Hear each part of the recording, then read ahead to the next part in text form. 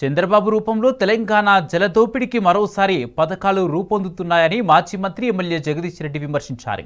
గతంలో రాజశేఖర రెడ్డి కృష్ణా జలాలు దోచుకెళ్తే ఇప్పుడు చంద్రబాబు గోదావరి నీళ్లు తన్నుకుపోయేందుకు కుట్రలు చేస్తున్నారని ఫైర్ అయ్యారు.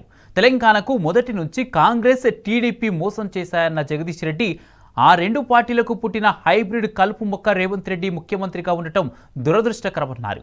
మన నీళ్లు మనం వాడుకోవడానికి చంద్రబాబు ఇచ్చేది ఏంటని ప్రశ్నించారు.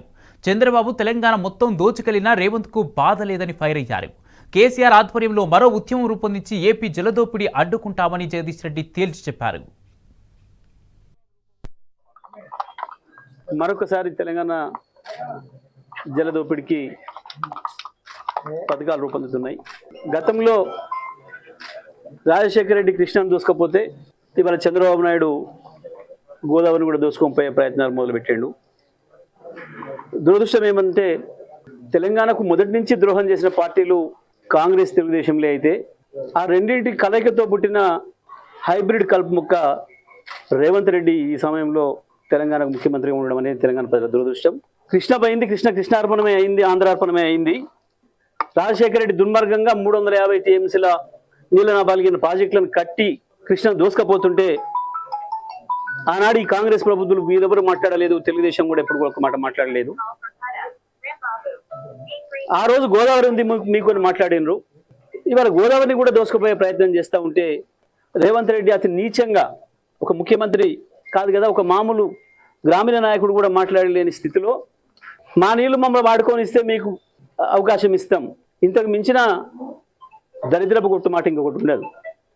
మన నీళ్లు మనం వాడుకోవడానికి వాడేవాడు అవకాశం ఇచ్చేది, వాడేవాడు మనకు అనుమతి ఇచ్చేది. ఎందుకు ఆ రకంగా రేవంత్ రెడ్డి ప్రాధేయపడుతున్నాడు? తన పదవిని కాపాడుకోవడం కొరకు తప్ప ఇంకొకటి కాదు. మోడీతో అక్కరుంది, మోడీతో అక్కర తీరాలంటే చంద్రబాబు నాయుడు కావాలి. కాబట్టి చంద్రబాబు నాయుడు తెలంగాణ ప్రజల్ని మొత్తం దోసుకపోయినా రేవంత్ రెడ్డికి బాధ లేదు. కానీ ఎట్టి పరిస్థితుల్లో కూడా ఈ దారుణాన్ని బీఆర్ఎస్ సహించదు, కేసీఆర్ సహించడు. కేసీఆర్ నడుం బిగిస్తే తప్ప, కేసీఆర్ మరొక ఉద్యమాన్ని ప్రారంభిస్తే తప్ప ఈ జలదోపిడి ఆపడం ఎవరి వల్ల కూడా కాదు. తప్పకుండా మళ్ళీ పాము మింగిందనుకున్న తెలంగాణను ఏ పాముకు అర్థం కాకుండా బయటికి తీసుకొచ్చి, పాము నోట్ల నుంచి బయటికి తీసుకొచ్చి తెలంగాణకి ఏదైతే జీవితాన్ని ఇచ్చిండో మళ్ళీ అదే కేసీఆర్